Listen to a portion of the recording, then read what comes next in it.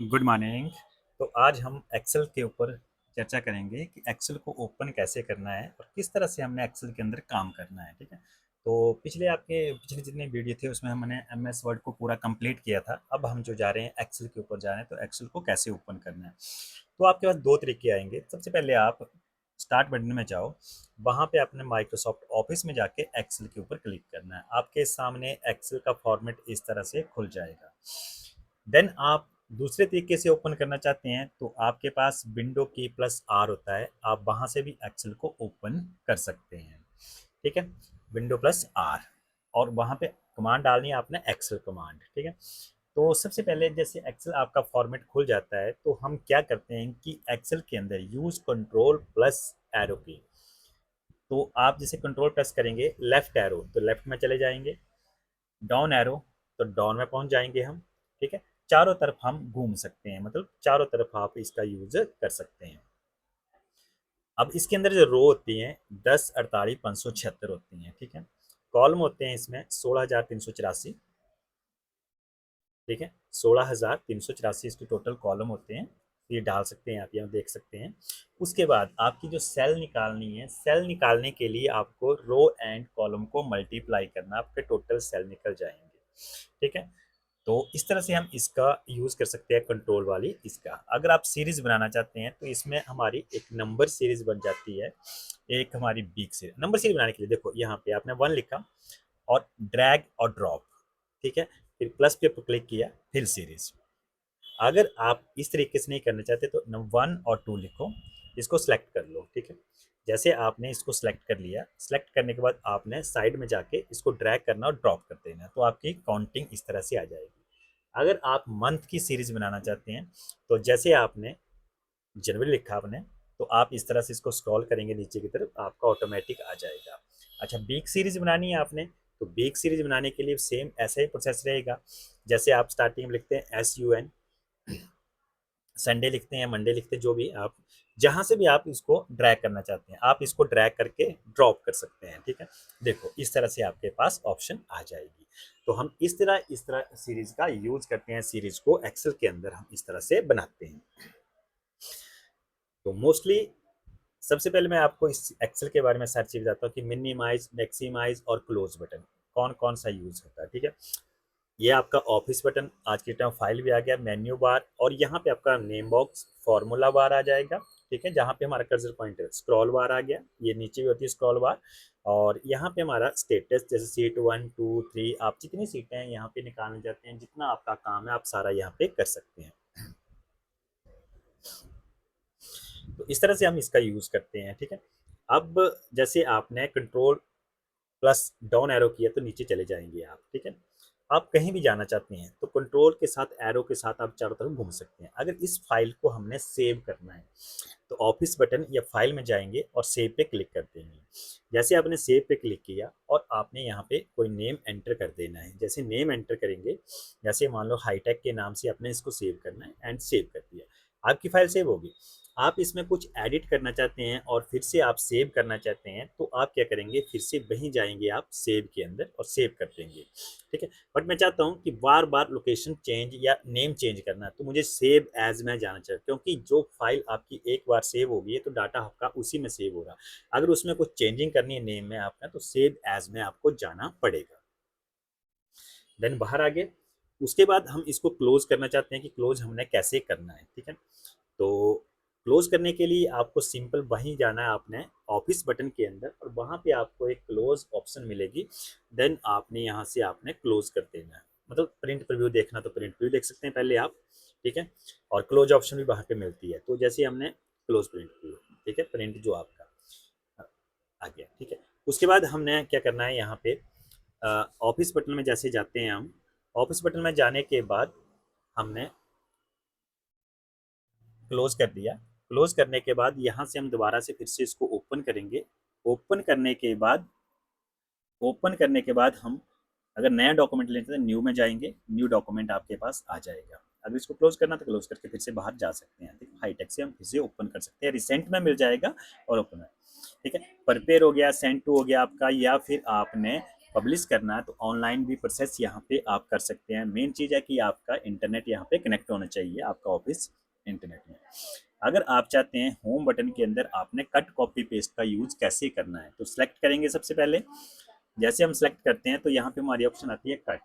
जैसे हम कट की ऑप्शन यूज़ करते हैं और कहीं और जाके लोकेशन चीज के पेस्ट कर देते हैं, तो कट के साथ कॉपी के साथ पेस्ट और कट के साथ भी पेस्ट करना आपने। कट का क्या होता है कि आप एक जगह से दूसरी जगह ले जाते हैं डाटा, तो यहाँ से आपका कट हो जाएगा, दूसरी जगह डाटा चला जाएगा, कॉपी से डुप्लीकेट डाटा बन जाएगा। देन आप चाहते हैं कि यहाँ पे अपने इसका लिंक बनाना है एक, तो पहले कॉपी कर लो। कॉपी करने के बाद आपने क्या करना है, पेस्ट वाले एरो पे जाना है। जैसे पेस्ट वाले एरो पे नीचे जाएंगे तो वहां पे आपको पेस्ट लिंक मिलेगा, वहां पे आपने इस पे पर क्लिक कर देना। देखो अब मैं कुछ चेंजिंग करूंगा तो जहां पे लिंक हुआ है वहां पे आपका चेंज डाटा हो जाएगा। ये लिंक का बेनिफिट है। अगर आप चाहते हैं कि इसको ट्रांसपोज करना आपने, ठीक है, हॉरिजेंटल से वर्टिकल लेके जाना है, वर्टिकल से हॉरिजेंटल, तो आप क्या करेंगे, ट्रांसपोज करके कॉपी के द्वारा, ठीक है। जैसे आपने कॉपी किया डाटा, आप इसको ट्रांसपोज कर दो, इस तरह से आपका डाटा ट्रांसपोज हो जाएगा, ठीक है। तो इस तरह से हम क्या करते हैं, क्लिपबोर्ड का यूज करते हैं, ठीक है। अब इसमें एक और फॉर्मेट पॉइंटर है, तो अभी पहले हमें फॉर्मेटिंग करनी पड़ेगी, ठीक है। उसके बाद हम इसके ऊपर काम कर सकते हैं। जैसे मैंने डाटा सेलेक्ट किया, कोई भी डाटा यहाँ से सेलेक्ट कर लिया। अगर इसका मैं फॉन्ट चेंज करना चाहता हूँ तो यहाँ पे मैं फॉन्ट पे जाऊंगा और यहाँ से फॉन्ट चेंज कर दिया। फॉन्ट चेंज करने के बाद मैं इसका साइज इंक्रीज डिक्रीज करना चाहता हूँ तो यहाँ से कर सकता हूँ, यहाँ से भी कर सकता हूँ डिक्रीज और इंक्रीज, ठीक है।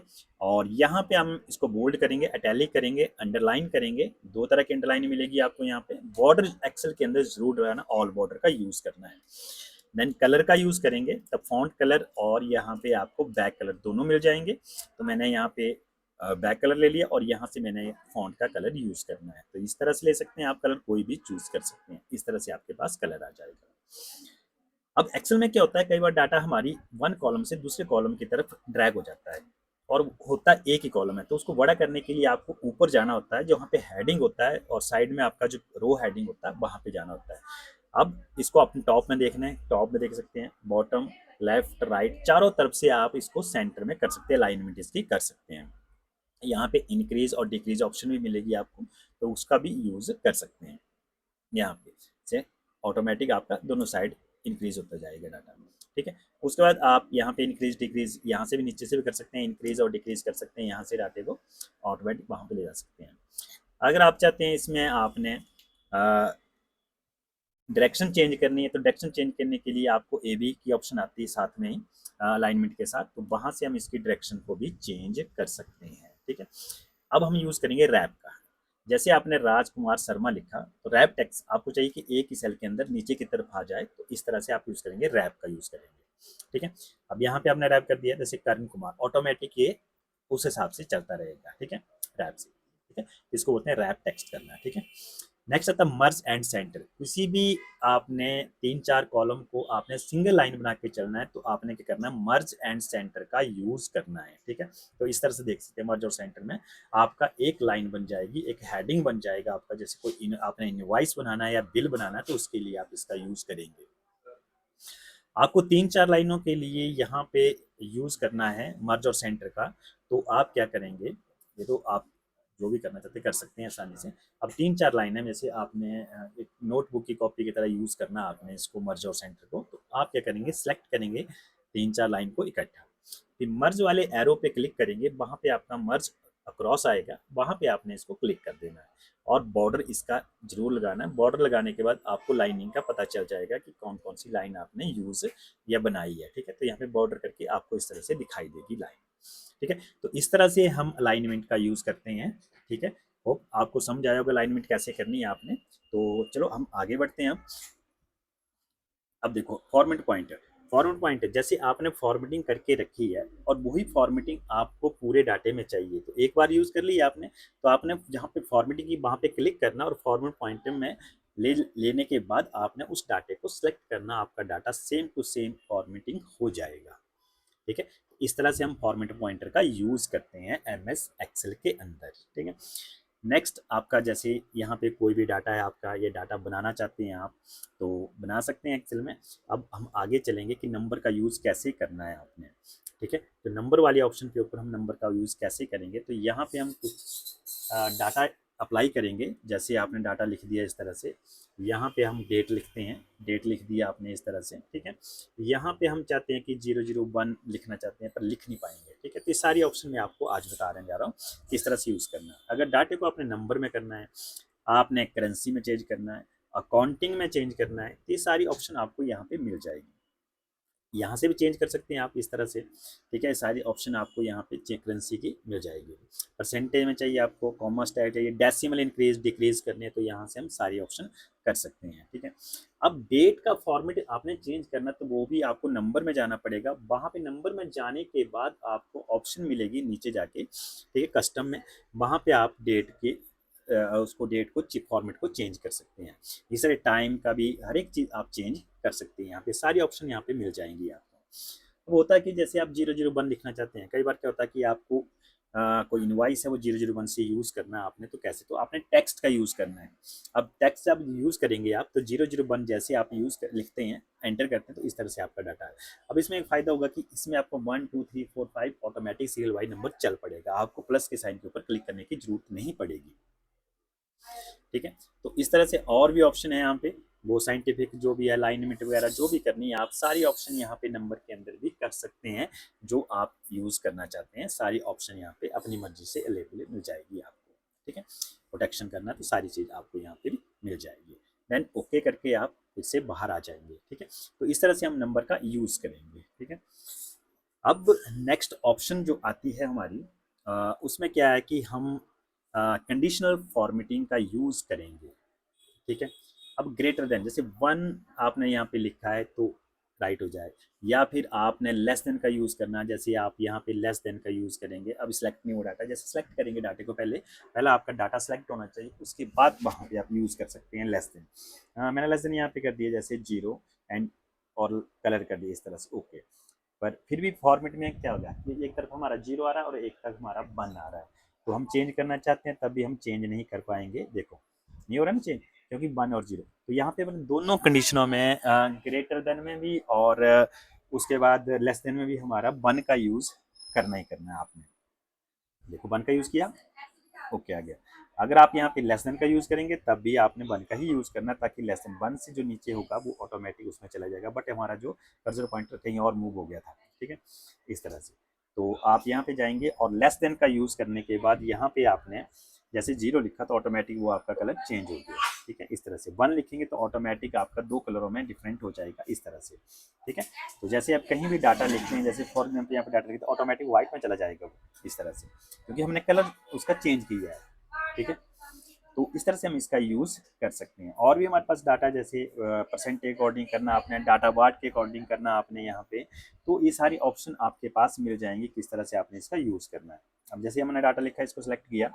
अब सेलेक्ट करने के बाद यहाँ पे जैसे जाएंगे आप, तो परसेंटेज है, डाटा वार इस तरह से करना है, आइकन का साइड या सिंबल लेके चलना, अपना आइकन साइड लेके चलना। जिसकी वैल्यू कम होगी उसका सिग्नल जो है या वैल्यू जो है वो सिंबल वो कम दिखाएगा। तो यहाँ से भी हम फॉर्मेटिंग कर सकते हैं, अपने तरीके से बना सकते हैं न्यू के हिसाब से। तो न्यू आप अपने हिसाब से फॉर्मेटिंग इसकी कर सकते हैं, जैसे आपको चाहिए वैसे, सिंगल कलर चाहिए, डबल कलर चाहिए, जो भी आपको चाहिए वो आप यहाँ से यूज़ करके इस तरह से बना सकते हैं, ठीक है।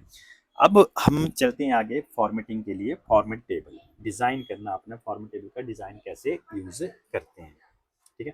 तो जैसे आपने यहाँ पे इसको सिलेक्ट किया, डाटे को जैसे हम सिलेक्ट करेंगे और वहाँ पे आप फॉर्मेट वाले ऑप्शन पे जाएंगे, ठीक है। तो ये तो आपको ऑप्शन कंडीशनल वाली में मिलेगी, बट हम अब फॉर्मेटिंग करेंगे, फॉर्मेट टेबल का यूज़ करेंगे कि जितना भी डाटा हमारा ऑटोमेटिक यहाँ पे फॉर्मेट हो जाए। तो यहाँ से हमने डाटे को सिलेक्ट किया और यहाँ पे हमने फॉर्मेटिंग चूज़ करनी है, जो भी आपको अच्छी लगती है वो आप उसको हेडिंग बना के इस तरह से इसका यूज़ कर सकते हैं, ठीक है। और उसके बाद आता है आपका सेल स्टाइल में जाएंगे तो वहाँ पे आपके सेल के डिफरेंट टाइप डिज़ाइन होंगे, आप उनका यूज एक्सेल के अंदर प्रॉपर तरीके से कर सकते हैं, इस तरह से, ठीक है। तो ये जो ऑप्शन आपको मिलेगी, ये सारी ऑप्शन अवेलेबल रहेगी आपको होम मेन्यू में। वहाँ पे नंबर का स्टाइल आएगा, स्टाइल के बाद आपको कंडीशनल फॉर्मेटिंग, फॉर्मेट टेबल और सेल स्टाइल, तो इनका यूज़ आप एक साथ कर सकते हैं, ठीक है। अगर आपको रो इंसर्ट करनी है, कॉलम इंसर्ट करना है, ठीक है, या आपने सीट को इंसर्ट करना, वो सारी ऑप्शन आपको यहाँ मिल जाएगी, ठीक है।